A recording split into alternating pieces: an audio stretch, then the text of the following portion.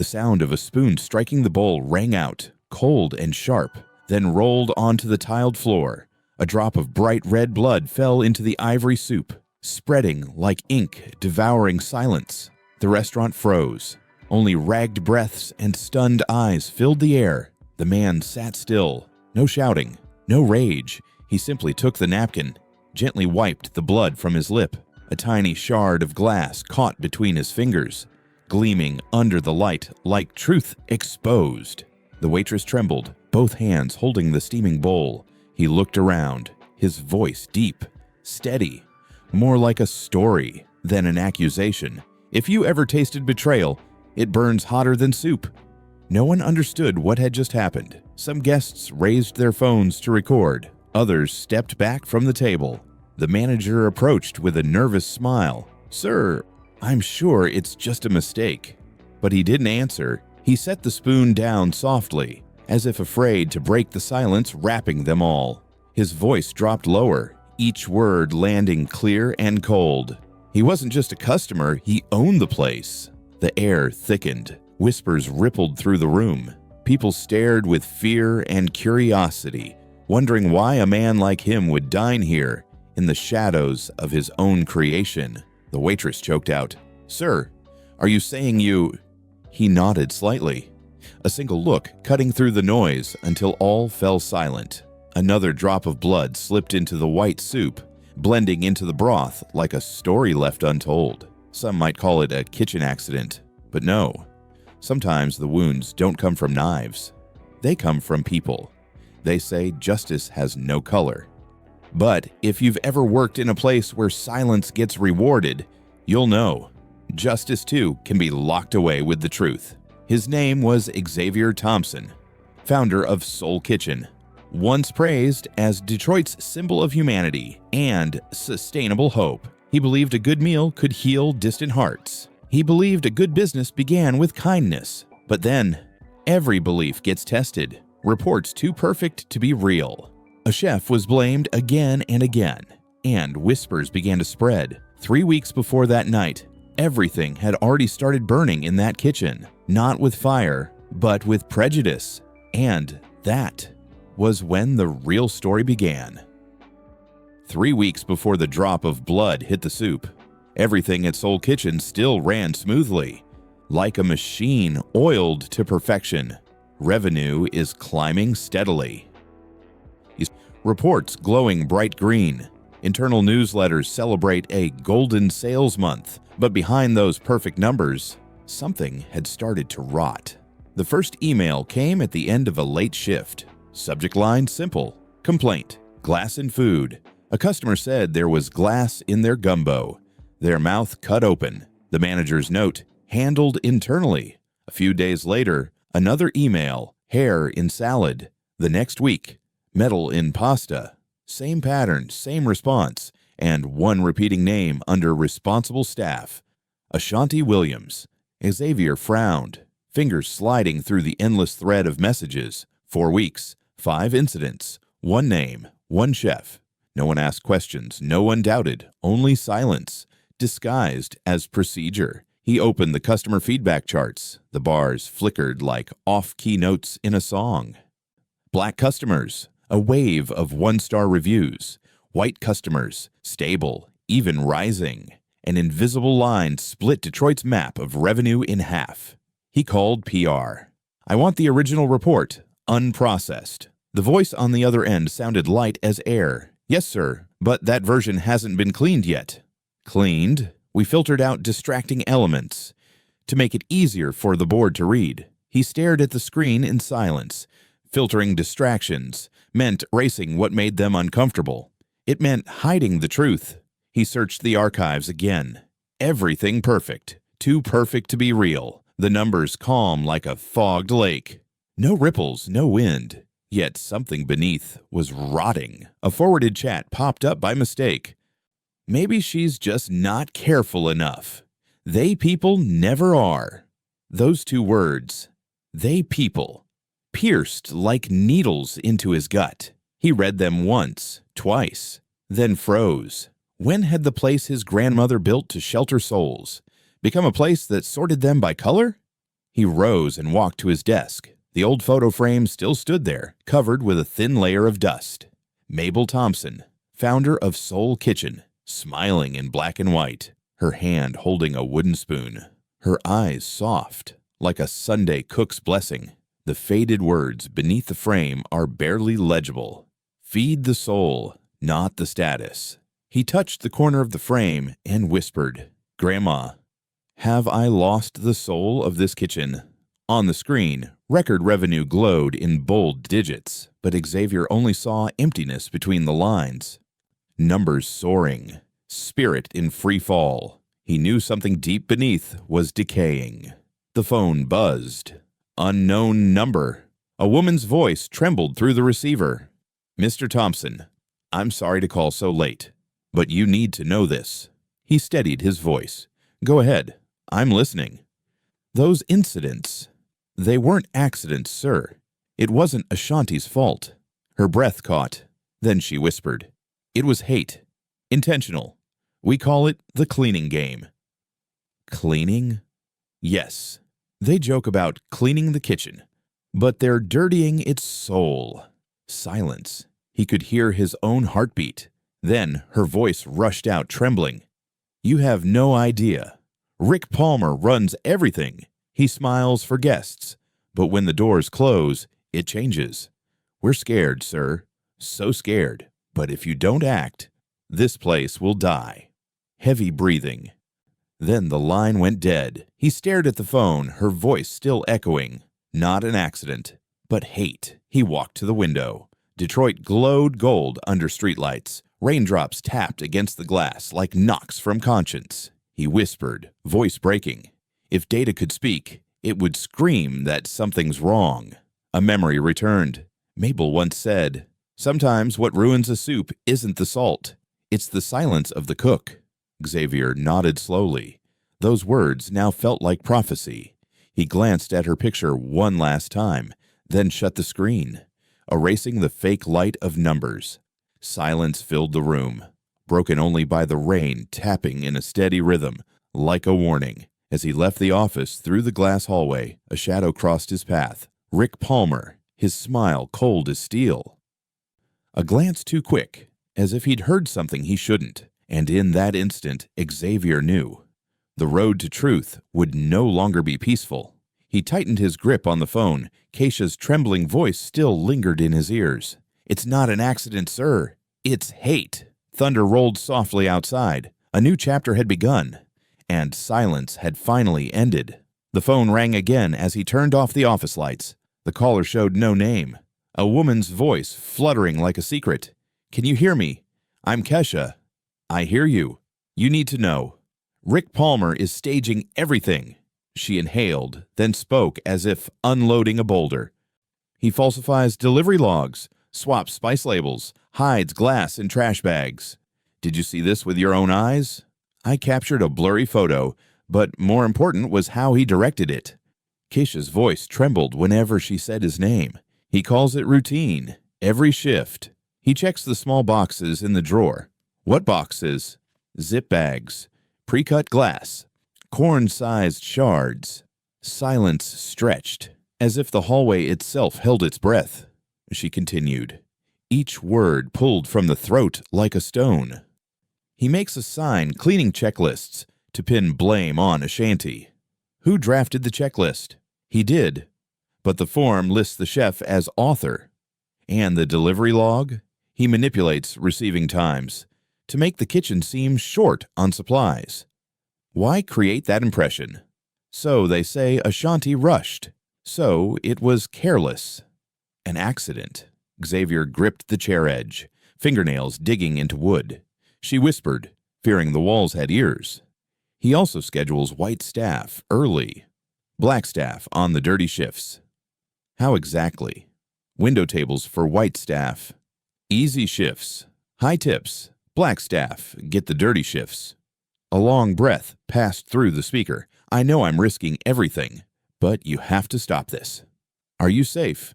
"For now, but I can't talk long." He checks phones. Footsteps passed, a creak of a door, then strained silence like a taut string. "Do you believe me?" I believe you. Then act fast, before he ruins another life. The call ended, leaving a heavier darkness in the room. Outside, rain fell harder, sliding down glass like spilled ink. Xavier stared at the city, his chest burning like a cast iron pan. A new internal message lit the screen. Urgent. PR asked about discrimination rumors. Request calming statement. Another from legal. Advise no comment. Wait for evidence. One more from investors. Contain the scandal. Stabilize the stock first. The first wave rose. Fear for brand. Fear for money. But their fear was not the fear of those working in the kitchen. Kesha's fear was losing her job, her dignity, her safety. Ashanti feared becoming the scapegoat for hate. His personal phone vibrated again. Maya sent a TikTok link, a clip from a young server, Destiny. Her voice was small, but her eyes burned. Soul Kitchen hasn't felt soulful lately. She stopped and stared at the camera. I see someone blamed again and again, and no one asks why. A second clip showed words on screen. Sometimes a kitchen is hot for reasons other than fire. Hashtag surfaced. Hursa workplace dignity. Ers ask why. I saw justice, please. Comments scrolled like waves hitting the shore. Tell the truth. Be safe. Record everything. This was the second wave. Social media quietly naming the darkness. Not loud, but enough for those who care to look up. Xavier suddenly smelled collard greens from that small kitchen long ago. Mabel ladled more for neighbors, hands shaking, eyes bright as embers. She spoke slowly, words dropping like spices into a simmering pot. Silence often protects the wrong side, child. Grandma, don't let fear cool your soup. He closed his eyes, listened to the rain form a steady beat. Then he opened them, dialed the company's anonymous hotline. The machine voice answered, cold and hollow as an empty corridor.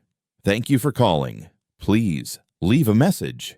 He left a test report describing a suspected discrimination pattern in detail. The call ended. No confirmation email, no ticket number. He tried again, chose another menu option. Still the machine voice. Still the void. Still nothing returned. He tried the anonymous email channel, wrote a nameless complaint to test the system, sent, waited. The screen as still as a flat pan. An hour passed. No response. This hotline is a locked window, he told himself in a voice rough with disappointment. If the window is locked, those inside will suffocate. If reporting channels stay silent, evil will learn to speak louder. The phone lit again. A new line in the manager's group chat. Recommend pausing diversity topics. Focus on revenue metrics. Someone else added, we don't need drama. We need this quarter's results. A smiling emoji appeared, colder than ice. A third wave formed. Voices of shareholders, payroll fears, that fear of losing profit. But another voice waited outside the door, knocking steadily. The voice of the kitchen, of dishwashers, of night shift cooks. They had no microphone, but they had blistered hands, double shifts, and short sleep. They needed someone in the room to say, dignity is not a side dish. Xavier entered the small bathroom by his office. His reflection in the mirror looked hollow. Dark circles under tired eyes, tie loose, shoulders heavy. He stared at himself like a witness. If data lies, where does the truth hide? Behind the vest, behind the menu, behind polite smiles. Truth often hides in grease scents, in knife scrapes, in whispers before a shift. He whispered like taking an oath. If data lies, I will find truth with my hands. Steam fogged the mirror, revealing the face of a CEO and the face of a grandson standing in his old kitchen. He remembered his grandmother gripping his hand, whispering kitchen secrets. Don't argue with smoke. Lift the lid. He returned to his desk, opened his laptop for one last look through the email chain. His eyes skimmed glossy lines and smooth charts. He shut the screen, black as the bottom of a pot after a long service. He removed his luxury watch and set it by Mabel's photo. He replaced it with a cheap digital watch, scratched plastic face. Rough strap. The phone buzzed. Maya texted, "The board wants a reassurance statement tonight." He replied curtly, "We reassure with truth." "How?" "With ears, eyes, and the real cut on a tongue." He called David Kim. "I need a flawless dossier for a prep cook. You're doing what people will oppose. If they choose silence, I'll speak to the boiling pot." "What name?" "Jerome Davis, from Memphis. Knows knives, knows patience." David paused, then agreed. "You'll have work history, references, ID photo, tax records." "Thank you." Xavier, "Yeah. If this leaks, they will tear you apart. If I don't go, they will tear someone else apart." He hung up, the room sinking into soft darkness again. Outside, the rain eased. The smell of wet earth rose. He opened the door and walked down a corridor as long as a runway. Each step matched his heartbeat, syncing with the cheap watch's faint tick. The new watch marked a new rhythm of life. Before leaving, he paused at his grandmother's photo one more time. "Grandma, I will go into the kitchen. I will listen with the dishwasher's ears. I will look with the cutter's eyes. I will taste with the tongue of the one who pays the price." The phone chimed, a final note from destiny. "Tomorrow, I will speak more clearly." A small heart emoji, then a small flame. He smiled very softly, tired but bright. A flame had been lit. His task was to shield it from going out. He turned off the lights and stepped into the parking lot. The rain had just stopped. Streetlights smeared into long, wet streaks on asphalt. In his mind, his grandmother's words returned like a lullaby. "Silence protects the wrong side." He repeated them, stamping resolve into his will. "If data lies, I will find the truth with my hands." The car door closed, but his heart opened. The decision had set like a groove in an old wooden spoon. Tomorrow, a man named Jerome Davis would step into the Detroit kitchen, learn to be quiet, to hear, learn to bow, to see, learn to taste, to reveal the real flavor of hate. He started the engine. The last thin rain cleared, revealing a wet, honest road ahead. A road to the kitchen where truth trembled like a pot lid about to burst. If data lies, the soup will speak for him. This time, he would listen to the very last drop. If this story moved you, stand with those who speak truth. Like, comment, share, and keep dignity alive. David arrived as the street dried after rain. Coat damp, eyes alert like he hadn't slept. "You sure?" "I'm sure." "Then we begin." A thick envelope landed on the table. New paper sent, mixing with old leather. New SIM, pre-activated, under the name Jerome Davis. Temporary payroll account, cheap debit card, low monthly fee. 2 references, an old cook in Memphis, and a modest diner. He opened each item, felt his heartbeat change tempo. The room was quiet, only plastic whispering against plastic. David spoke softly, like reciting an old field manual. ID photo. Tired just enough, not too tidy. Tax forms, work history, a few months of gaps. Believable. Sample timesheets to learn the rhythm of a kitchen shift. This SIM. Don't contact anyone inside the company. Only recruiting. Texts auto-delete in a few hours. Don't keep anything long. Understood. He flipped the resume. The new name looked back at him. Jerome Davis. Age aligned. Memphis origin. 3 years on prep. No degrees, but knife skills. Clean record, healthy. A scribbled note from David, like a line written by a former cop. Speak little, work much. See first, answer after. His chest grew heavy, then strangely light. To find the truth, I must lose my name. The words slipped out in sounding like a farewell.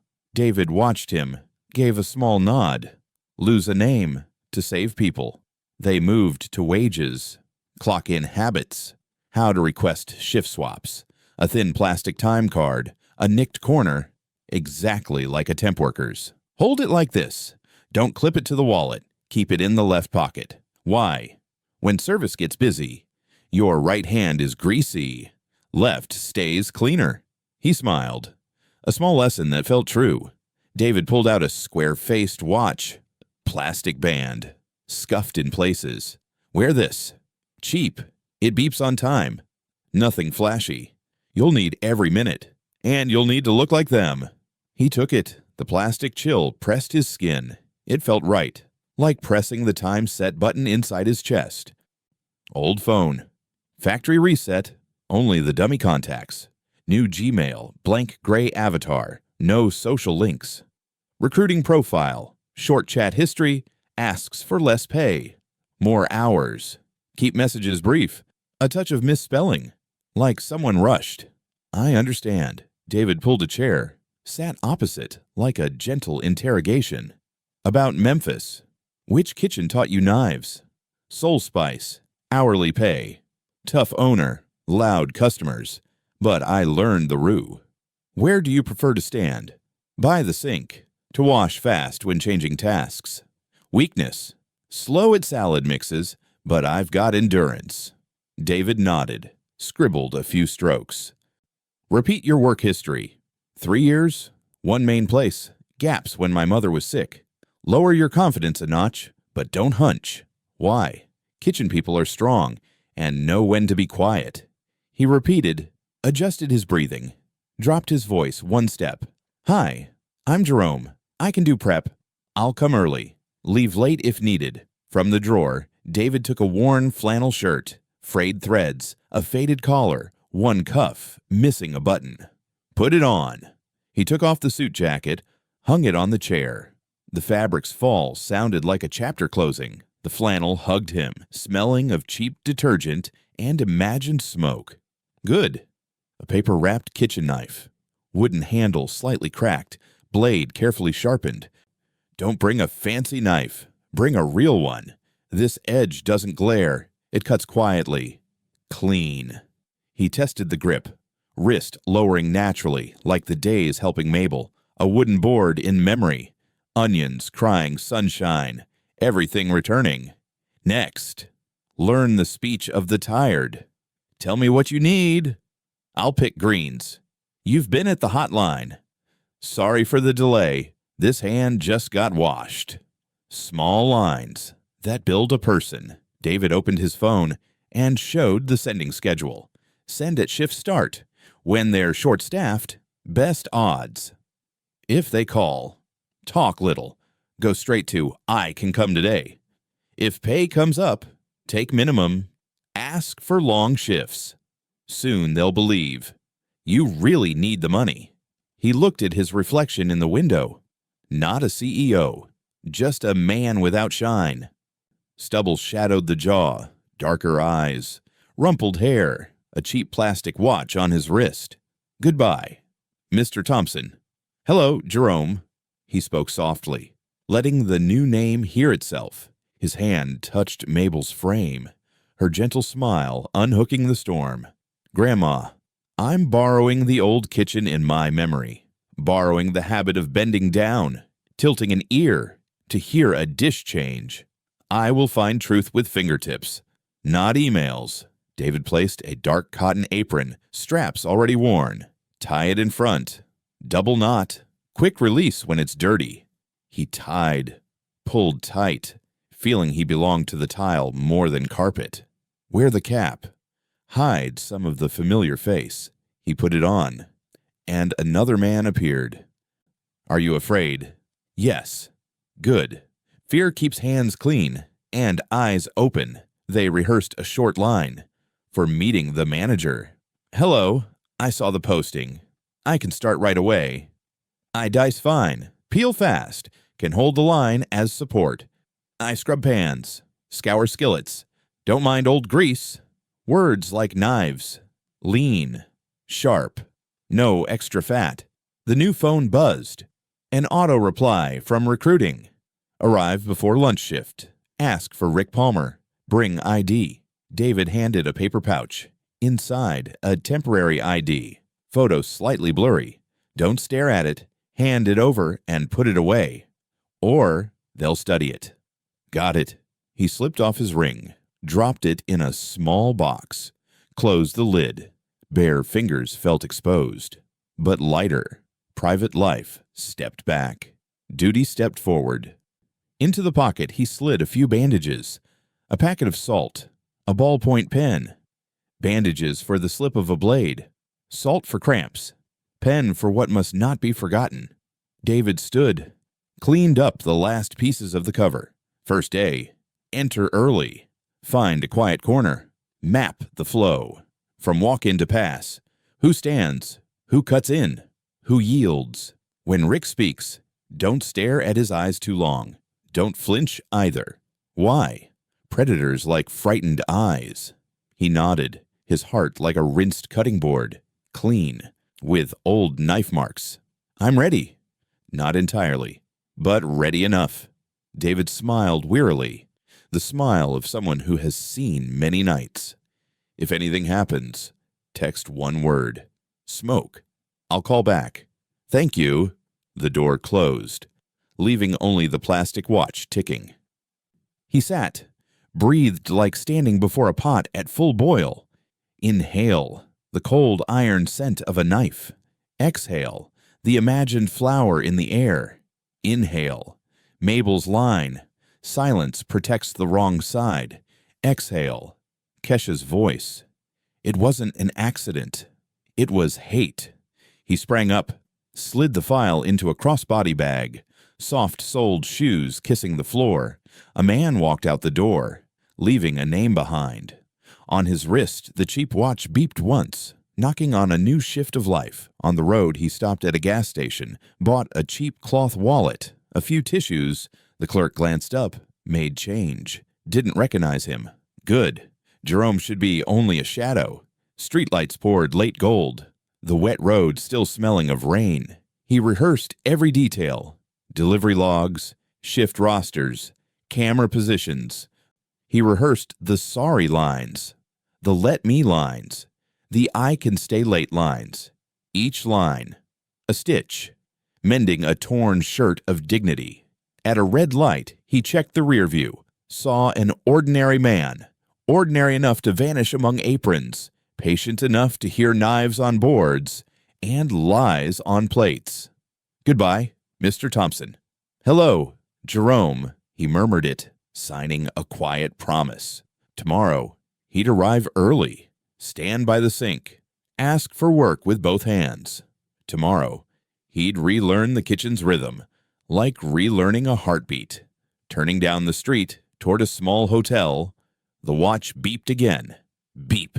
1 minute passed, like a thin slice of onion. Onion tears would fall, but the dish would finish sweet. He smiled. This time, the truth would finish sweet too. He only had to lose his name to keep the kitchen's soul. The first morning, no stage lights, only fryer oil and a faint hood hum. Jerome stepped through Soul Kitchen's back door, cheap shoes on dark tile. No one noticed him. No one knew. The Boeing man once accepted CEO of the Year. Rick's voice carried from the service line, loud, clear, sugared with command. Good morning, sunshine. White team. Front today. A cluster of white staff laughed and bantered. Behind them, a few black staff tied aprons in silence. Rick turned, voice shifting. Jerome, right? Prep cook, Station 2. Keep your head low. He nodded, voice low. Yes, sir. Good. No mistakes today. Big lunch traffic coming. His tone was steady, but his glance was freezer cold. Marcus, the tall, lean man washing greens, tilted his head. New guy? Yeah. Rule 1, don't stand out. Rule 2, don't speak loudly. He whispered back. Rule 3, Marcus shrugged. There's no Rule 3 unless you want to transfer. The kitchen moved like an invisible army, knives on board, pans hissing. Tickets called. Jerome mapped the rhythm. Each person had their space, but the space between them felt like a color line. Beyond the glass, the dining room glowed. Warm lights bathed tables of white guests. Water refilled. Endless friendly smiles. In a dark corner, a black family waited 15 minutes. Their food is still missing despite ordering early. A server passed, set a tray down, avoiding their eyes. The mother asked softly, "Sorry, where's our meal?" The girl replied low, "Probably in prep. It'll be right out." But Jerome knew. That dish cooled in the pass for 5 minutes. He glanced at Marcus, asked quietly, "Does this happen often?" Marcus never looked up. "Here, everything follows skin temperature." Rick crossed the line, grinning at the white cooks, hand on shoulders. "Looking sharp today, team. Love the energy." Then he stopped at Ashanti, the woman tending gumbo. "Still making it too dark, huh?" His mouth smiled. His eyes didn't. Ashanti's hand paused. "Just the old recipe. Lighten it up a little. We don't want guests thinking it's burnt." Jerome felt an invisible haze in the air. No one reacted, because reaction changed nothing. Only a small sigh, lost in steam, lifting from the pot. Break time came. He sat with Marcus, tray in hand. Marcus unwrapped a sandwich, eyes on the wall. "You're new, so listen tight. 2 restaurants under one roof." "What do you mean?" "Front is where Rick smiles.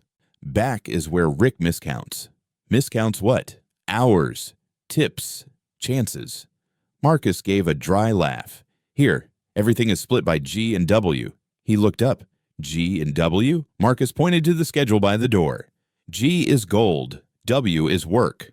Gold, priority people, easy shifts, mornings, good guests. Work, dirty shifts, nights, tables near the trash door." Jerome studied the board. Some names marked G, most only W.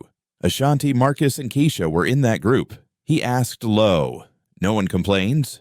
Marcus shrugged. "People complain. No one listens. Talk too much and lose hours."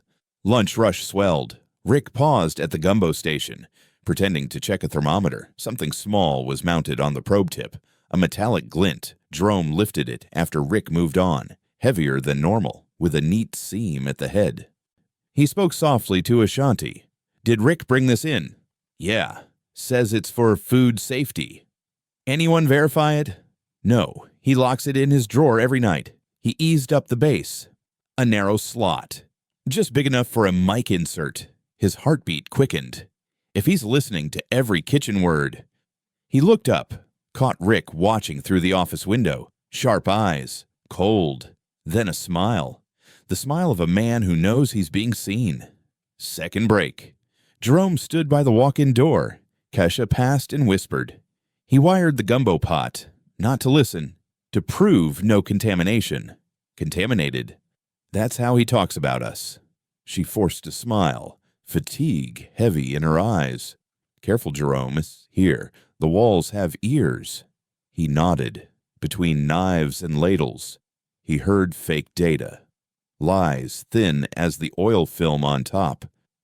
A runner hurried by and dropped bread slices. Rick snapped, voice hard. "Careful, you people are always rushing." He turned to the white team. "Don't worry, guys. Accidents happen." Jerome heard, but stayed quiet. If he reacted, the mission would die on day one. Afternoon sun slipped through glass, bright as flame. He wiped a table. Marcus murmured behind him. "You see it now, right?" "I see. Now you understand why we're quiet." "Quiet to live. Yeah, but quiet too long is its own death." Shift bell rang. People untied aprons, washed hands, filed out the back door. Ashanti was last, closing the gumbo lid, whispering something small. Jerome stared at the thermometer, a window beam glinting on its tip. He tapped the watch face on his wrist. Digits flipped. 11:59, 1 minute more, and day one would end. He looked back across the kitchen, light smoke drifting, like a soul stuck between. Outside, Rick called out, "Good job today, white team, drinks on me." Inside, Marcus killed the lights in silence. Jerome felt his heartbeat slow, then spoke softly. 2 restaurants, under one roof. The words dissolved into the day's heat, but inside him, they became a vow. Tomorrow, he would start lifting the lid. The second lunch rush came louder than any day before. Customers lined out the door, butter, garlic, and chili thick in the air. Ashanti worked the main station, making mac and cheese from Mabel's recipe. She tasted rich enough, salted right, cheese smooth as velvet. She smiled faintly. At least the day began steadily. Rick passed behind, patting a white employee's shoulder. Keep it up. A golden team. Then his eyes hit Ashanti, cold like metal. Try not to burn the color again. Ashanti froze, nodded slightly, and kept stirring. That one light line weighed heavily on the room. The crowd grew. A black family of 4 sat near the wall. 2 kids giggled when their mac and cheese arrived. The youngest boy lifted his fork, took a big bite, a sharp crunch, then silence. The mother's eyes turned from curious to terrified. A drop of blood slid from her son's lip, falling into golden sauce. "Mama, it hurts." The father jumped up, shouting, "There's glass in the food." The dining room stopped breathing. Rick appeared instantly, face shifting into practiced empathy. "Oh my God, I'm so sorry, sir. We'll fix this right away." He turned to Ashanti, voice dropping low. "What did you do?" Ashanti stammered, hands trembling. I cooked the same as always. Nothing different." Rick cut her off. "Apologize. Now." "But I didn't." "Apologize or pack your knives." His words sliced the air. Every gaze turned toward her. She swallowed hard, bowed her head. "I'm sorry." Her voice was barely a breath. The father shook his head and carried his child away. Blood still streaked the boy's lip. Destiny. The young waitress held up her phone, recording. Another customer joined her. "Y'all seen this?" Within minutes, Glass and Soul Kitchen hit TikTok. The hashtag Soul Kitchen Scandal flared across Detroit. Comments flooded like oil meeting flame. Same story again. Protect Ashanti. Boy hurt because of hate. Rick forced a smile, signaled PR to delete clips, but it was too late. The storm had begun. Marcus muttered under his breath, "Every time. Same story." Jerome heard but kept wiping the counter. By his shoe, a shard of glass glinted. He bent down, pinched it between 2 fingers. Clear, sharp, cold as a secret. He slipped it into a small zip bag in his pocket. Ashanti sat in the corner, hands over her face. Her sobs didn't break, only came as jagged breaths. Marcus sat beside her, hand on her shoulder. "You know how it goes. The blame always finds the right color." "I just cooked, Marcus. That's all I did." "I know." Rick approached, voice tight. "Stop crying. We have customers waiting." Ashanti looked up, tears mixing with sweat. "He could have done this to anyone." "Why me?" Rick smirked. "Because your name's easier to replace." Jerome heard every word, his fist clenched inside his pocket. Heat rose through his chest, but he stayed still. If he reacted now, the mission would die. He needed Rick to expose himself fully. He leaned to Marcus, whispered, "The kitchen cameras, dead for 2 months." "Accidentally." "Nothing here's accidental." Voices rose from the dining room. Some guests walked out. Others filmed again. A local reporter waited by the door, asking staff questions. Rick smiled politely, pulled a curtain halfway across the view. "Please give us privacy. It's under control." Jerome looked around. Golden light blurred on the floor. Steam from the gumbo pot rising like a soul crying. Ashanti stood, ready to leave. "I should go. They'll never trust me again." Jerome placed a hand on her shoulder. "Don't. Someone's waiting for you to quit." She looked at him, red-eyed, lost. "Who are you?" "Someone who believes truth always boils at the bottom of the pot." Rick's voice broke in. "Jerome, you done cleaning?" "Yes, sir." "Good. Keep it spotless. We can't afford another mistake." "Understood." His tone was calm, but the fire inside had found air. By closing time, the kitchen was empty. He unzipped the bag, studied the shard under the light. It reflected 2 faces in one frame.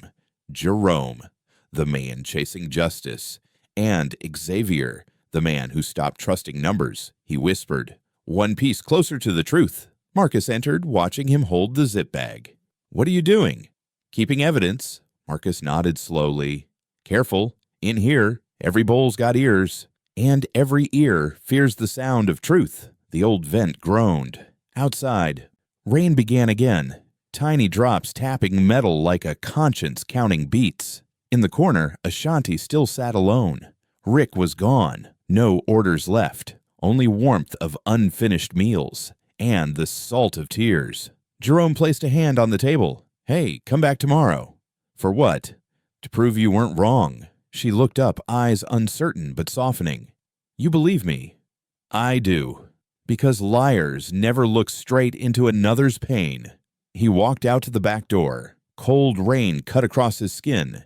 His hand in his pocket gripped the zip bag. The glass pressed into his finger. Pain. Real. But true. Truth always hurts before it heals. Streetlights shimmered in puddles like blurred mirrors. He stared into them, saw Jerome's face merge with Xavier's, and through the rain, he whispered to himself, "Every story bleeds before it's clean."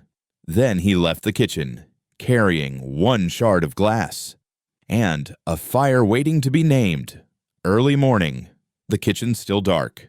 Only a flickering maintenance light in the corner. Jerome arrived earlier than usual. The cheap digital watch read 10 to 6. The air felt heavy. The smell of floor cleaner thick, as if someone had tried to erase the night. He opened the storage door. Everything was too tidy. Spice boxes lined perfectly, handwritten labels neat and new. But one thing stood out. Rick's desk drawer. Slightly open, just a few millimeters. Enough for a careful eye to see. He glanced around. No one yet. Marcus hadn't come. Ashanti is still on her way. The plastic watch ticked softly, each beat tapping his chest. He took a breath, pulled the drawer. Inside, a clear zip bag. Tiny shards of glass lay inside, glinting like wolf teeth in the dark. Next to it, a crumpled note in black ink. Table assignments. Keep track of targets. Targets, not customers, not tables. Targets. He lifted the paper, fingers shaking. Below, a list of table numbers, the same ones tied to previous accidents. At the corner, letters G and W again, arrows leading to words, "Handle accordingly." Footsteps echoed from outside. He slid the drawer shut. Heartbeat spiking, the door swung. Rick's voice carried down the hall. "Morning, Soul family, let's make it clean today." Jerome moved to the spice rack, pretending to check labels. Rick passed by, half a smile, sharp as ever. "Jerome, early bird, huh?" "Yes, sir." "Good, stay that way." He climbed the small stairway to his office. Jerome exhaled, dust still on his fingers. Kesha's voice replayed in his head. "You don't get it. He plans everything." He needed proof real enough to burn denial. Not just glass, not just paper.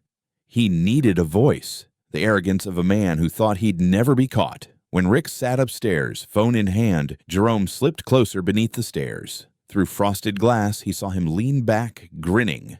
He tapped record on his watch, stacking boxes to look busy. Rick's voice filtered through the thin wall. "I keep it clean. Nobody suspects. We just redirect the mess where it belongs." A pause, then a laugh. "Yeah, management loves clean records. If they only knew how dirty the truth is." Jerome's pulse hammered, each word cut like a blade. Rick went on, calm, proud. "Corporate sees numbers. I see faces. And I decide which ones stay in the picture." A knock at the door startled him. He turned. Keisha stood there, pale. "What are you doing here?" "Stock check." "No, I mean near Rick's office." Her whisper trembled. "You know there's a hidden camera in the hall, right?" He swallowed hard. "I need proof." She shook her head. "If he catches you, we're both gone. Can you help me?" She hesitated. He locks everything with his fingerprint, but every morning he forgets to log out of his phone. They exchanged a look, knowing there would only be one chance. When Rick left to inspect inventory, Keisha slipped into the office. The phone screen glowed. Call list open. Jerome saw vendor clean service. The last note read, audio proof, do not delete. Keisha opened the file. Rick's voice played, crisp and arrogant. "Keep it separate. I don't want customers mixing." "Which ones?" The loud ones. The ones who think they belong up front. Laughter, glasses clinking. Mistakes make good excuses.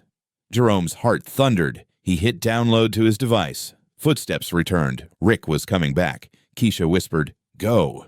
He slipped out the rear door, pulse pounding like a drum. She closed the office, sat down, fingers trembling over the keyboard. Rick entered. "Everything okay?" "Yes, sir. Just updating schedules." His eyes swept the room, paused at his desk. Phone still unlocked. Keisha coughed, bowing slightly. He frowned. "Close the window next time. We don't need drafts." "Yes, sir." When he left, Kesha's knees nearly gave out. She texted one line. "You got it?" "Yes, thank you." That afternoon, Jerome sat in the storage room, the zip bag before him, and the audio file glowing on his watch. Physical and vocal proof. 2 pieces of an invisible crime. He remembered Mabel's words. Truth doesn't need to shout. It just needs to be heard. Light spilled through the doorframe, but relief was brief. Marcus entered quietly. "Rick's asking who went into his office this morning." "There's a camera?" "Not sure, but he suspects. And he's angry." Jerome nodded, tucking the bag into his inner pocket. "I have evidence, but no witness yet." Marcus frowned. "So what now?" "I bring the light down to the kitchen." His voice low, steady. Outside, rain began again, drops tapping metal like a warning. He brushed his fingers over the watch. A small light blinked, then faded. He whispered to himself, "I have proof now, but I need a witness." And in that quiet moment, the hunt for truth officially began. Late afternoon light slanted through the kitchen glass, falling on stained tiles like bruised gold. Jerome was wiping the counter when Rick walked in. Voice soft as smoke, enough to freeze every hand mid-motion. "Jerome, come with me." He followed into the back hallway. Pale fluorescent light, thick bleach in the air. Rick leaned against the wall, hands in pockets, eyes half kind, half hunting. "You've done well. Only a few days and you already know where everything is." "Thank you, sir." "Heard you worked in Memphis?" "Yes, just a small kitchen." "Then you know. The customer's the center of everything, right?" Jerome nodded slowly. "I believe everyone deserves to be served the same." Rick smiled. "Sounds nice. But reality doesn't run on ideals." He stepped closer, lowering his voice. "Ever notice some groups slow the kitchen down, stress the staff? Drag ratings." "Who are you talking about?" Rick shrugged. "The kind that don't fit this environment." "Don't fit?" "Yeah, the loud ones. The ones who stay long and tip short." He smirked. "You get me, right?" Jerome stayed silent, heartbeat pounding under his chest. Rick patted his shoulder. "I see clarity in you, the type who sees the big picture. I run this place with logic, not emotion." "Logic. Keeping it clean, ratings high, guests are comfortable." "By choosing guests?" "By choosing who sits where." The words cut like a dull knife, dragged slowly across skin. Jerome held his gaze steady. "You mean, we arrange customers by kind of people?" Rick nodded, grinning. "Not segregation, experience management." His smile slick as oil. "White guests like bright tables, quiet corners, no spice smell. The others, well, they complain less." A long silence. The tick, tick, tick of Jerome's cheap watch counted every second of patience left. Rick tilted his head. "I'm adding someone to internal management. You're sharp, observant. I want you with me." "Doing what?" "Helping me pick the right people. We can't let a few bad elements ruin the brand." Jerome's voice was calm. "You want me to help you clean the team?" Rick chuckled, pleased. "See, you get it. This isn't about feelings. It's about performance." "How do you measure performance?" "By silence." Each word scraped his teeth like sand. Rick leaned closer. "Tomorrow night, private tasting. I want you there." "For whom?" "For those who understand how things really work. No cameras, no guests, just you, me, and a special gumbo." "What's special about it?" "You'll taste it. The flavor of power. The taste of deciding who gets a seat and who doesn't." Jerome kept his face even. "Thank you. I'll be there. Rick's smile sealed the air. Good. I knew you'd see the bigger picture. When he was gone, Jerome walked to his locker. He checked the name badge on his chest, the tiny hidden camera blinking once, every word recorded, stored safely in the hidden drive under his plastic watch. He looked at it and whispered, "Now he's painted his own big picture." Marcus entered, saw him standing still. Something happened? Nothing, just learning how this place really runs. Marcus eyed him carefully. Be careful. He likes people who agree too fast. Don't worry. I know how to listen without nodding. That night, Jerome returned to the small motel room. He hung his apron, removed the flannel, and sat before the mirror. The dim yellow light split his reflection. Half Jerome, half Xavier. He stared at the man who once believed fairness could be measured by charts. Now he knew. Truth lived not in data, but in the sweat of an honest meal. He played the recording. Rick's voice filled the room, smooth and proud. We manage the kind of customers we want. It repeated in his mind. A warped melody of arrogance. He shut it off, bowed his head, whispering like a vow. Tomorrow, he'll season the wrong dish, and the real cook will taste justice. He opened his old notebook, writing line by line, the drawer, the zip bag, the recording, the invitation. Private tasting. Each word pressed deep into the page. He wrote one last line. Tomorrow, he will poison the wrong man. Night settled over Detroit.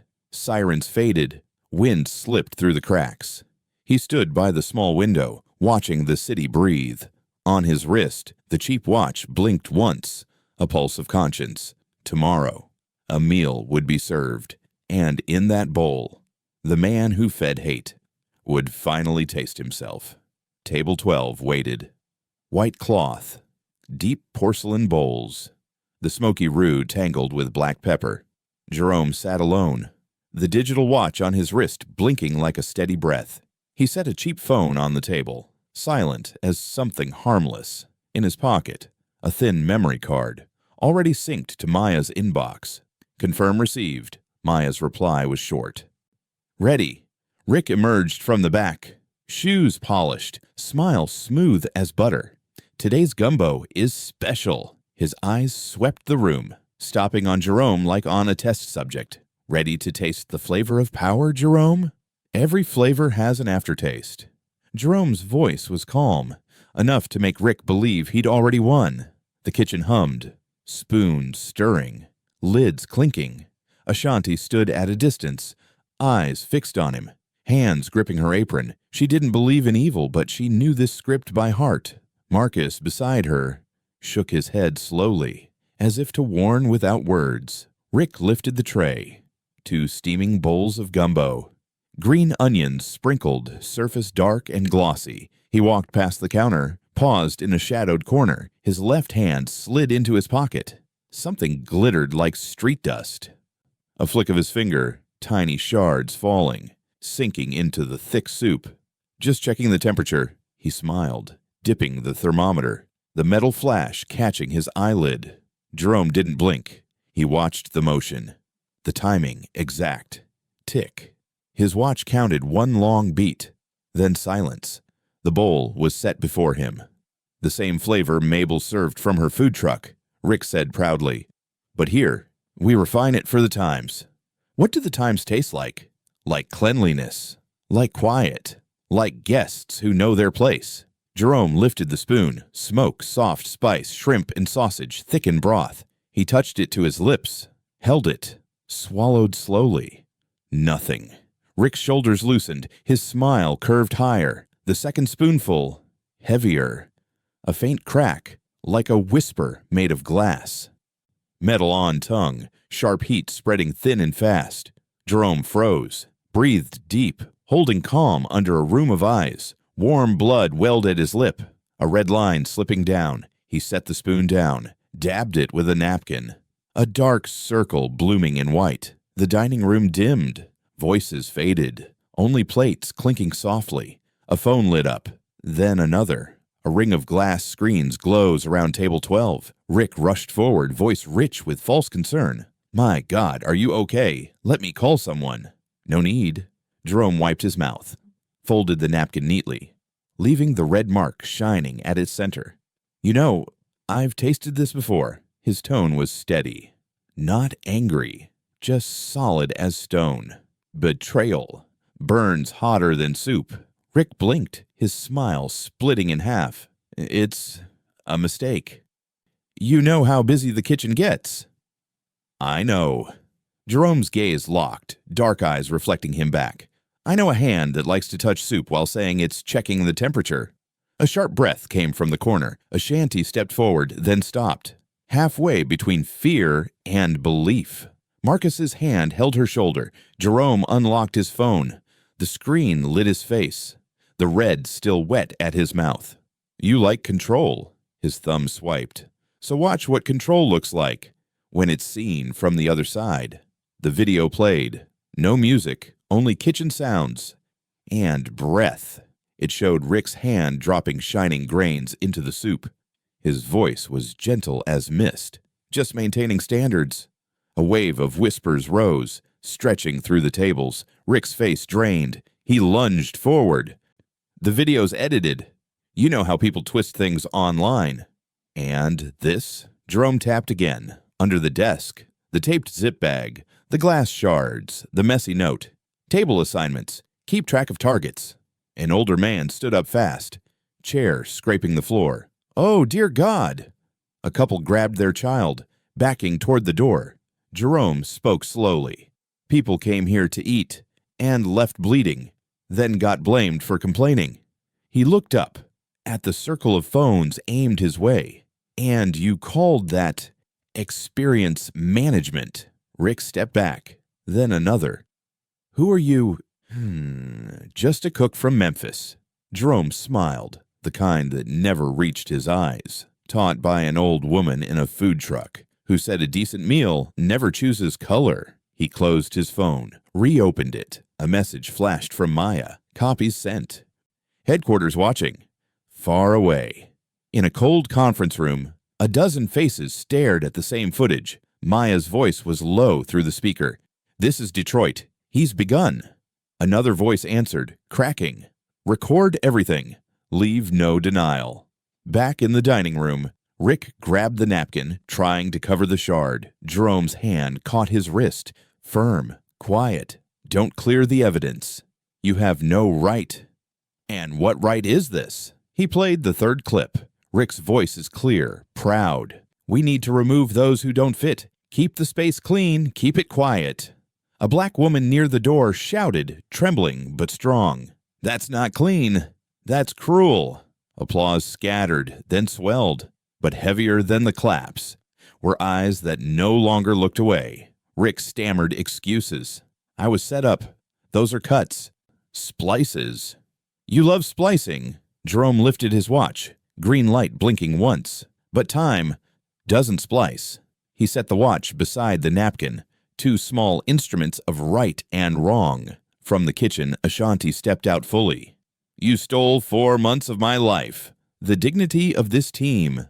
The smile of every guest who came here. Her voice shook but didn't break. Marcus stood beside her.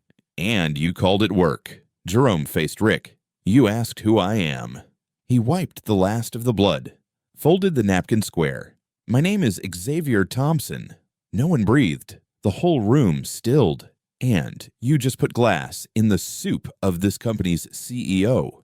The only sound, the faint rattle of the glass door in the wind. Rick sagged like a cut string. No. You're a prep cook. Jerome's the name I borrowed. To listen close, to see clear. You'll be sued for defamation. You'll be arrested for harm. Phones dialing. Police dispatch answering. Tone cold. Short.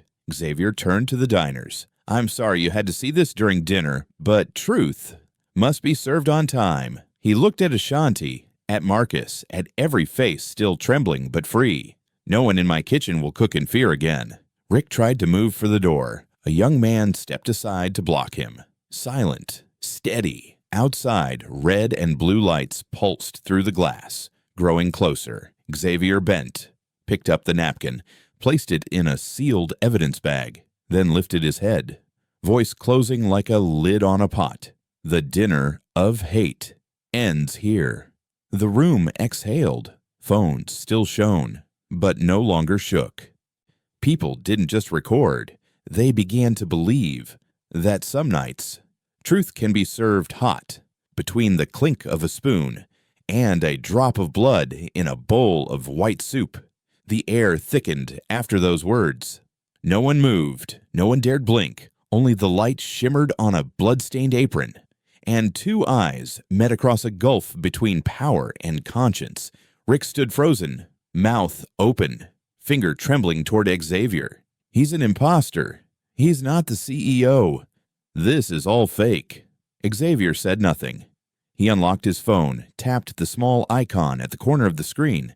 A shaky clip appeared. Dim light, muffled sound. Rick in the kitchen, a cold grin on his face, dumping a zip bag of glass shards into the trash. No one will ever find this. His voice echoed clearly. Just say the line. Accident. Busy night. Gasps rippled through the room like a breaking tide. Rick shouted, face draining of color. It's fake! Someone edited that. Xavier stayed silent. He opened another clip. From the side camera, Rick is screaming into Ashanti's face. You'll never understand the standard here. If it's too hard, walk out. Ashanti's head bowed, hands clutching her towel, eyes trembling. A woman at a nearby table whispered, My God, he calls that management? Rick stumbled back, voice cracking. It's discipline, not discrimination. And this one. A third video flashed, now streaming live to headquarters where Maya watched. Rick was at the service counter, smiling at two white guests. A black employee walked by, and Rick's voice slipped out in a low sneer. Keep them in the back. The spice smell drives these customers away. The restaurant froze. Silence, heavy as stone. Rick screamed again. I was joking. I was set up. But no one laughed. Phones rose in every hand, recording his collapse. A young man spoke. You joke by spilling someone's blood. Rick lunged to grab his phone. A chair fell. A glass shattered. Xavier stepped forward, calm, unhurried. He removed his apron, folded it neatly, and laid it on the table. His voice was steady, low, carrying through the crowd. You didn't poison a cook tonight. He lifted his eyes. You poisoned your own CEO. A breath caught across the room. Then the buzz of camera shutters ignites all at once. A few guests shouted, Oh my God, he's the CEO. The room erupted like surf meeting rock. Rick dropped into a chair, eyes empty, lips shaking. Police entered, boots striking the tile. An officer stepped forward. Mr. Thompson? Xavier nodded. We received the live report. You're submitting evidence? He placed the zip bag on the table. Glass fragments, the note, 3 audio files, all mirrored at headquarters. Rick roared. This is a lie. I was framed. The officer pointed gently to the cameras still recording. You have the right to remain silent. Rick struggled, eyes wet. You ruined my life. Xavier looked at him. Not angry, only sad. No one ruined it, Rick. You did. When you decided some people mattered less. As the police let him out, slow applause began. From the corner table, Ashanti, then Marcus, then Destiny. Soon the whole room rose, hands meeting in one deep, steady rhythm, warm as summer wind over coals. Xavier turned to his kitchen staff. For a moment, he said nothing. Then his voice, low, full, real. I came here looking for what was wrong in the food, but what I found was what was wrong in my own heart. He looked at Ashanti. I'm sorry I didn't listen. From today on, Soul Kitchen will cook again, with respect and fairness. An elderly woman near the door wiped tears. That's what Mabel used to say. Xavier nodded softly. Yes, she taught me. If food has no love, it will always taste bitter. The blue and red lights faded outside. Guests stayed seated. No one wanted to leave yet. A little boy tugged his mother's sleeve. Mama, that's the boss. She smiled. Yes, baby, the boss who finally listened. Xavier stood alone at table 12, the soup still steaming faintly. The napkin beside it stained dark and dry. He looked down, breathing slowly. Betrayal can be cooked over fire, but justice only boils with courage. Outside, reporters gathered, flashlights bursting like lightning. A voice called out, "Sir, do you have a message for the public?" Xavier met the lens, unwavering. "Yes. Record this. Every system has cracks, but if we stop hiding them and mend them with light, the places once broken become stronger." Applause rose again. A woman shouted, "Justice tastes good tonight." The crowd echoed back, "Yeah, justice and gumbo." Xavier smiled, truly smiled. He turned to his staff, eyes soft and deep. "Tomorrow we reopen, not to sell, but to clean." Ashanti nodded. "Clean the kitchen? Clean the soul." Outside, the sirens dimmed. Inside, the scent of gumbo lingered, warm and alive. Xavier lifted his apron, folded it carefully. "I once thought justice came from grand decisions." He paused, eyes resting on the old photograph of Mabel. "Now I know. It begins with one voice brave enough to speak, and another willing to hear." The room was quiet again, not from fear, but from something sacred. The sound of people realizing justice had just been served. Night settled. The city lights dimmed. Only the kitchen glowed faintly, like a heart still breathing. The restaurant was locked. No guests, no cameras, only the people who had been silent too long. Xavier sat at the center table. No vest, no apron, just a man, listening. Before him were tired faces. Marcus, Ashanti, Destiny, Maria, each carrying their own quiet fear. Marcus spoke first, his voice rough as smoke. "We thought people at headquarters never cared. We sent reports, letters, called the hotline. Always redirected." He gave a weary laugh, eyes falling to his hands. "I once told Rick straight up that what he did was wrong. The next day, half my shift disappeared." Ashanti drew a trembling breath. "For 4 months, I almost quit cooking." Her eyes shimmered under the light. "Every time a customer complained, he made me apologize, even when I did nothing wrong. Some days I stood in the kitchen wanting to scream. But I was afraid." Xavier nodded slowly, saying nothing. Each word landed like a small stone breaking ice. Maria's voice came next, barely a whisper. "Someone got their shift cut just for giving leftover lunch to a homeless man. Rick said it hurt the brand image. I thought, if a brand fears kindness, it's already broken." The room fell quiet again. Destiny clasped her hands, her cheap necklace glinting in the warm light. "I was just a server. Nobody listened to me, so I filmed it. I couldn't stand watching Ashanti get humiliated again. I wanted to post it, but I was scared. Scared I'd spend my whole life trapped in silence." Her voice cracked. "But tonight, I saw someone stand up. I saw that fairness can be cooked too." Xavier exhaled slowly, then spoke, voice steady. "You weren't wrong to stay quiet. The wrong was mine for not listening sooner. I let the system turn kindness into weakness." He looked around, meeting every pair of eyes. "When Mabel was alive, she taught me one truth. A restaurant doesn't die from bad food. It dies when people stop trusting each other." He paused, the words heavy with confession. "I forgot that." Marcus looked up, eyes red. "So what now, sir?" "Now it changes." Xavier's voice grew firm, like a vow. "Corporate isn't the office. Corporate is us. And tonight, we start over." He stood, walking around the table. He placed a hand on each shoulder. "I don't want my apology written in a report." He turned to Ashanti. "I want you to lead the kitchen, not because of color, because you kept cooking with heart when the system froze." Ashanti blinked, stunned. "You mean that?" "I don't joke." A small smile crossed his face. "You kept Soul Kitchen alive. Now help it live right." Marcus asked quietly, "And us?" "You'll run training. No one understands this crew better than you." Destiny looked up, voice shaking. "And me?" "You'll handle internal stories, tell the truth in the language of those who were ignored." Applause broke out, small, trembling. then stronger, not for new titles, but for something returning.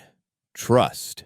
Xavier stepped back, eyes rising to the old photo of Mabel on the wall. The light reflected on her gentle smile. He whispered, "You once said, one honest voice can light the whole room again." He turned back to them. "Tonight, you are that light." A deep breath moved through the room. No one spoke. They only looked at one another. And at him. They understood. Soul Kitchen had reopened. Not by sign or schedule, but by conscience. Xavier pulled out a chair, sat again, voice soft. "Tomorrow we clean the kitchen, refresh the menu, and rebuild the culture. And if one day someone forgets why we cook." He paused, eyes warm. "Tell them about tonight." Ashanti wiped her tears, smiling. The night this kitchen found its voice again. The lights still glowed, though Detroit outside was dark. A faint scent of onion and pepper lingered in the air. And in that moment, everyone understood. Some justice doesn't need a courtroom, only a place to be heard. Morning broke. Sunlight poured through the wide kitchen glass. Soul Kitchen gleamed again, as if last night had only been a bad dream. But no one forgot the dream. They walked in, not with fear, but with faith rebuilt from ashes. Xavier stood in the middle of the kitchen, white shirt, a paper in his hand. Before him sat the whole team, eyes fixed on the man who once pretended to be their prep cook. "Last night, we spoke about what went wrong. Today, I want to talk about how we make it right." He unfolded the paper, voice calm and certain. "Starting today, Ashanti Williams will be the general manager of Soul Kitchen Detroit." Applause erupted, rising until it broke into cheers. Ashanti froze, tears welling. "Sir, I don't think I deserve that." "You don't need to think. Just remember, you stayed when everyone else left. You kept this kitchen alive, not for profit, but for faith." He turned to Marcus. "Marcus Brown, you'll take the role of kitchen lead." Marcus blinked, looking around. "I'm just an old cook. You're the one everyone asks when things go wrong. The man who talks little, works hard, and always tastes before anyone else does." Marcus smiled softly. "Thank you, boss." Xavier shook his head. "Call me Xavier. We don't need distance here anymore." He continued, voice warm but weighted.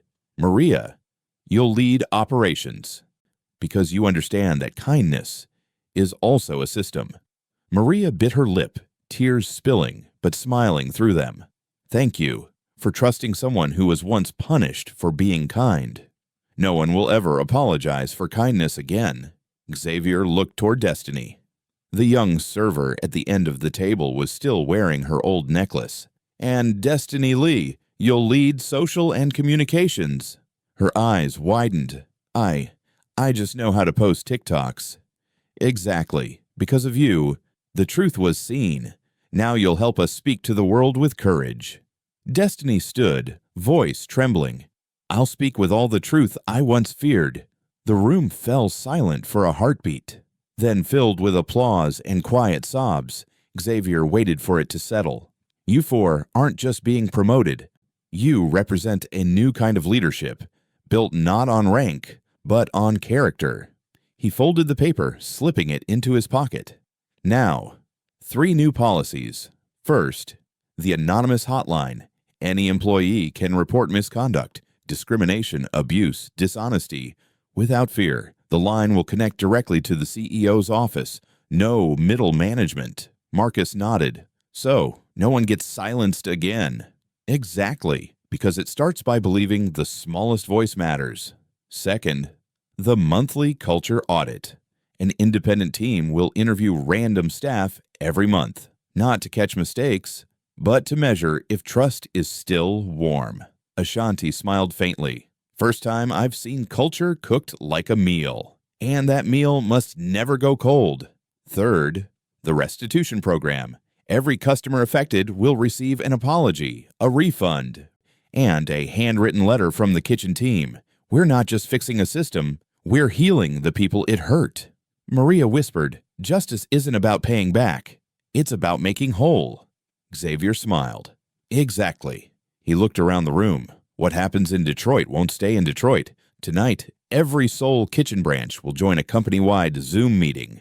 When the big screen flickered on, hundreds of faces appeared. Atlanta, Chicago, Houston, Miami. Each wore a different apron, but shared the same gaze. Serious, hopeful. Xavier spoke into the mic. I know you've heard the rumors.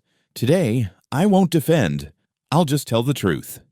He told it simply. What happened? What he learned? No excuses. No blame. When he said, I didn't just taste the soup. I tasted the system we built. The call went silent.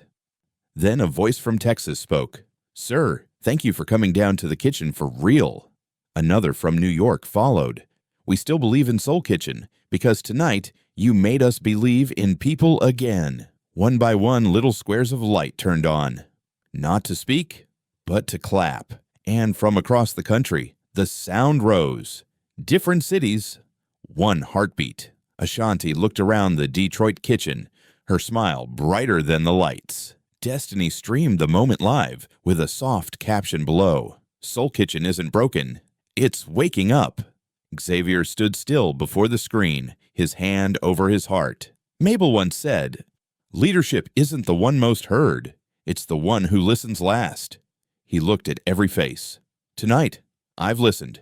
And I promise, silence will never kill trust here again. Tears streaked down Marcus's face. He wiped them away, laughing. It's been a long time since I saw people cry from hope. Laughter rippled through the kitchen. Light, relieved, real. Applause joined it, an orchestra made of human hearts newly awake. Xavier closed the meeting, voice warm like a quiet prayer. We're not just cooking meals. We're cooking trust again. The screen faded to black. Only the Detroit kitchen remained, glowing blue beneath the Soul Kitchen logo. A new night began, and for the first time in years, they could all feel it. The fire that once burned with fear, now burned with hope. The main boardroom of Soul Kitchen headquarters in Atlanta blazed with white light, glass walls, a long table. The gold company logo glinted at the center. The air was so dense you could almost hear a pin drop on the carpet. Xavier sat at the head of the table. 12 board members faced him. No smiles, no friendly eyes. Collins, the largest shareholder, spoke first. You know what's happening out there, don't you? Stock down 12%, sponsors pulling out. His voice was cold steel. You've turned Soul Kitchen into a joke. Another voice cut in. You appear in a video with blood on your lip and cops behind you. What did that gain us? This should have stayed internal. Now the press calls us the restaurant of racism. Xavier didn't answer. He let them speak. Every accusation landed like nails into old wood. He sat upright, eyes on the window where sunlight danced on the tall glass towers. Do you even know how long it takes to build a brand? Collins slammed the table. 3 decades, and you burned it in one video. Xavier drew a deep breath and spoke slowly. A brand doesn't break if it's built on truth. What broke was the coat of paint we kept polishing over rot. Hughes, another member, shook her head. You can't fight the market with morals. Investors don't buy justice, they buy confidence. Xavier's reply was soft but sharp. Confidence in what? That will keep sweeping pain under the rug until someone bleeds? Silence. No one answered. He opened his briefcase, pulled out an old envelope, paper browned with age. Someone taught me this when I was a boy, washing dishes in her food truck. He unfolded the letter, reading each line like a heartbeat of legacy. We don't build brands. We build people. If people are good, the brand stands strong. If people rot, the brand's shine is just perfume on decay. He folded it gently. She signed it. Mabel Thompson, founder of this company. The woman whose photo you hang in the lobby like an icon, but never listened to. A dry voice shot back. Her time is over. This is the age of social media, shareholder value, speed. Xavier met his eyes. And running fast means nothing if we're sprinting the wrong way. The door opened. Maya walked in, tablet in hand. She glanced at Xavier. He nodded. She connected it to the big screen. A video played. Faces appeared. Detroit, Chicago, Houston, Miami. Kitchen staff, once trembling in fear, now smiling into the lens. A man spoke. He listened to us. Another voice followed. He told the truth. Even when it cost the company money, Ashanti appeared last. I used to think justice had no place in a kitchen, but that night, I watched it being cooked. The video ended. Silence fell heavy again. Maya spoke softly. This isn't PR. These are real employees, and they're still showing up for work. Stock might drop, but trust just rose. Collins frowned. Trust doesn't pay dividends. Xavier's tone was calm, almost gentle. Trust pays wages for the next generation. A journalist invited to record official remarks raised her mic. Mr. Thompson, do you believe justice is profitable? He paused, eyes narrowing slightly as if tasting each word. No. Murmurs rippled through the room. Then he added, firm and clear. Justice doesn't profit until you start counting with hearts instead of shares. The reporter's hand trembled as she wrote, You're not afraid of losing your position. Yes, he smiled faintly. But I'm more afraid of running a company that tops the market. While I can't meet my own eyes in the mirror. A voice from the far end cut in. Do you realize how many companies fell preaching morality? You're making us one of them. Xavier's tone deepened. No, I'm making us different. I'm choosing the hard road, so one day our children can say, Soul Kitchen fell once, but never sold its soul. Maya looked around the table, her voice steady. There are two ways to protect a brand. Hide the cracks, or seal them with light. We choose light. The room went still. No rebuttal strong enough to break that silence. Xavier's gaze moved from face to face. I know some of you want my resignation. If that makes you feel safer, I'll sign it. But before I do, look at this report. He placed a fresh printout on the table. Detroit's post-crisis data, plus 140% revenue, 4.8-star rating. Turnover is down by half. Collins glanced at it. Said nothing. Hughes flipped a page, sighed softly. A brand that dares to fix itself can outlast one that never falters. Xavier nodded. We're not perfect, but from today on, at least we're honest. He tucked Mabel's letter back into his pocket. Someone once asked why I chose hospitality. I said, because no other industry lets you taste justice one spoon at a time. He looked across the table. If they ask again today, my answer's still the same. The reporter stopped writing. She whispered almost reverently, unprofitable until you start counting hearts. That line will outlive the stock. Xavier smiled.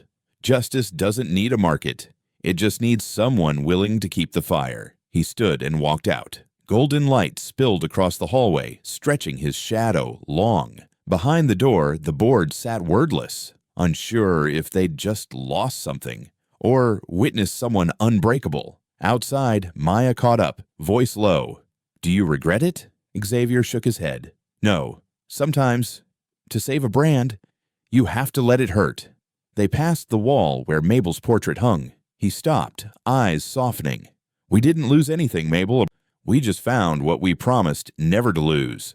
And in that quiet moment, a company once fractured began to mend again, not through contracts, but through courage. The first morning, after the long silence, sunlight spilled gold across the freshly polished sign. The words Soul Kitchen Detroit shimmered on the glass, glowing like a new beginning.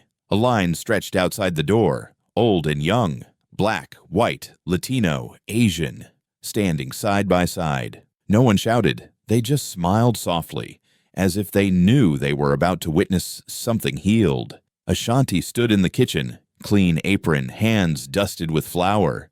Marcus stirred the gumbo, steady rhythm like a heartbeat, returning to life. Steam rose, carrying the scent of smoke, onion pepper, and the spice of faith renewed. Destiny greeted the first guest at the counter. A middle-aged man glanced around, his voice low.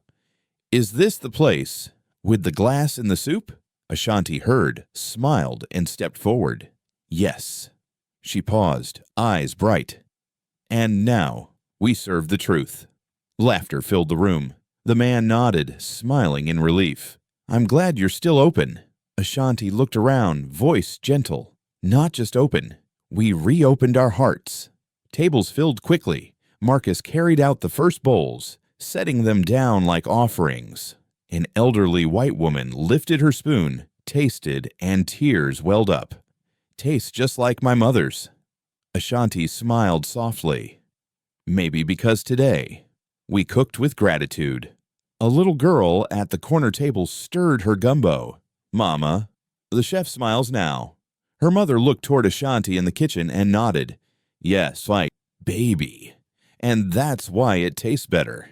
Destiny filmed the moment quietly, not for posting, but for memory. She whispered to Marcus, "For the first time, people are smiling here without fear." Marcus chuckled, voice warm and rough. "Smiles, the last spice Rick never understood." Soul jazz floated through the air, trumpet low, piano gliding smooth as wind.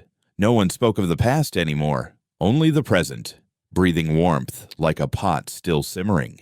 Xavier walked in, no announcement needed, no suit, just a rolled sleeve shirt. Staff looked up, smiled naturally. "No, sir, only warmth." He moved slowly along the counter, stopping by the stove. Ashanti handed him a spoon. "Try it. No more taste of betrayal." He smiled. "I know. I can already smell kindness." He took a small sip, eyes closing for a second. "Tastes just like when Mabel was alive." Ashanti answered softly. "She never really left this kitchen." A young guest stood, holding up his phone. "Excuse me, can I post this?" Xavier nodded. "Sure, just use the right caption." "What should it be?" He smiled, eyes glowing. "Justice tastes like gumbo." Laughter rippled through the restaurant. Destiny saved that clip, the words floating softly across the bottom. She knew this video didn't need promotion. It would travel on truth alone. Steam curled through sunlight, painting misty ribbons in the air. A group of young white guests helped an elderly woman with her chair. A black man refilled another table's water. No one noticed color anymore, only hands, sharing, helping, turning a meal into a gentle apology from life itself. Xavier stood by the door, watching them. "This kitchen finally knows how to breathe again." Marcus grinned. "Not just the kitchen, us too." Laughter blended with jazz, with the clink of spoons, with warmth swirling in the air. A little girl ran past, spilling a bit of soup on her hand. Ashanti knelt, wiped it gently, smiling. "It's okay. A little heat reminds us we can still feel." Outside, the sign gleamed in the sunlight. A passerby stopped, peered through the glass, and snapped a photo. The caption read, "Detroit, the day a kitchen learned to forgive." Inside, Xavier tapped a spoon on the pot. "Thank you for staying when everything fell apart." Ashanti replied softly, "If we'd left, who would have cooked hope again?" He laughed, eyes glowing like morning light. "So justice can be reheated too." The jazz brightened. An invisible camera might glide through the room. Faces smiling, sweat shining, trust alive again. Steam kept rising, wrapping around sunlight like living art. A kitchen once filled with fear, now feeding humanity. And somewhere in that warmth, Mabel's words still seemed to echo. No one starves from lack of food. They starve from lack of faith. Today, faith was served hot, a little spicy, and full of life. 3 months passed, and Detroit wore new colors. Summer wind carried the scent of roasted coffee and fried onions from early kitchens. Soul Kitchen Detroit still glowed each night, so busy you had to book a week ahead. Online rating, 4.8 stars. Revenue up 40%. But what made everyone proud wasn't the numbers. It was the air in the kitchen. No shouting anymore, no footsteps rushing out of fear. Only laughter, voices calling each other, and the sound of oil sizzling, like the music of rebirth. Rick Palmer was sentenced to 2 years in prison. No one celebrated. Xavier only said, "Sometimes justice doesn't need anger, only endurance." Destiny was now a young speaker invited to countless conferences. She spoke about work culture, about the courage to tell the truth. Whenever she told the story of the night, her camera caught the first proof. The whole room went silent. She ended every talk the same way. No one was born to stay silent. Ashanti still ran the Detroit kitchen, But every weekend, she opened a free cooking class for poor kids in the neighborhood. She taught them how to slice onions without tears, how to season food with kindness. One boy asked, "Miss, why does your food taste warm?" She smiled. "Because it's cooked from a heart that once broke, but still chose to love again." Xavier still traveled city to city, but whenever he returned to Detroit, he always stopped by the old kitchen. No one called him Sir anymore. They just said, "Xavier's back." He liked it that way. He sat at the small table near the window, the one where Grandma Mabel used to sit in the early days. Her photo still hung on the wall, that gentle smile glowing under warm light. He took out a sheet of paper, writing by hand, each stroke careful and slow. "Dear Grandma, we fixed the table, the one you said should always be big enough for anyone hungry to sit down. We scraped off the fake polish, replaced it with real wood, like hearts smoothed clean again. We're not afraid of a dirty kitchen anymore, because now we know cleaning isn't for hiding. It's for starting over. Thank you for teaching us that dignity doesn't need to be advertised. It only needs to live honestly." He folded the letter and placed it beneath her frame. A breeze slipped through the window crack, making the paper tremble softly. He smiled. "I know you can hear me." Outside, a streetcar rattled past. Destiny was leading a group of students down the sidewalk, waving toward the window. A shanty served the last bowl of gumbo to a small family. Marcus turned on a soul jazz track, soft notes spreading through the air. Xavier looked around. This room, once shattered, now reborn. He whispered to himself, "No one's born perfect, but anyone can learn to cook trust again." Sunset light poured through the glass, touching Grandma Mabel's photo. A warm streak reflected across the wooden table, etched into it. Still clear after all these years were the words she once carved, "Serve with heart." And Soul Kitchen began another day, with old recipes, new souls, and a faith that never went cold. Steam rises from the bowl, slow, gentle, like memory coming home. The same kitchen, the same smell of onion, smoke, and hearts reheated with care. Discrimination doesn't always wear an angry face. Sometimes it hides behind polite smiles, neat procedures, clean numbers, and truth. It never disappears. It just waits for someone brave enough to call its name. Justice isn't always loud. Sometimes it starts with a single click. One person who dares to record. One person who whispers, "I saw." Discrimination hides behind procedure. Truth hides behind fear. But if fear is a wall, then voice is the first hammer. Document, record, report. Because silence always protects the wrong side. You don't need a title to do what's right. Only a heart that still trembles at the sight of injustice. One drop of water can begin a storm. One message, one small piece of proof, can save someone's dignity. If this story made you pause, share it. Not for views, but so someone, somewhere, knows they're not alone. Because sometimes justice isn't loud. It just needs to be seen. If you believe kindness still has a place at work, if you believe justice can be seasoned into small daily acts, then be that voice. Speak up.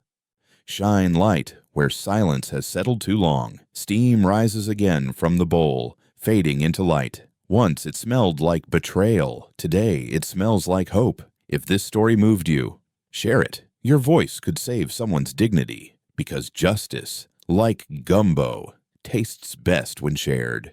The steam fades, but the warmth remains. And truth still waits for the next person brave enough to speak. The kitchen is quiet now. Only warmth lingers in the air. One story ends, but the lesson begins. Every company is a kitchen. If fairness is the fire, compassion is the flavor. People don't leave jobs because of pay. They leave when respect runs out. Justice doesn't live only in courts. It lives in small choices. When we listen instead of judging, when we protect someone smaller than us, when we tell the truth, even softly. If this story made you believe work can still be human, that leadership can heal instead of harm, stay with us. We tell stories of courage, kindness, and dignity. Each week, a new journey. Each journey, a lesson to carry with you. If you believe goodness still belongs in this world, subscribe so you don't miss the next story. And if you've ever wondered, what happens when a CEO walks into his own cafe? And here's 3 words that stop him cold. Watch the next video, because sometimes one quiet line can change an entire company. Thank you for listening. And never forget, your voice could save someone's dignity. Be that voice.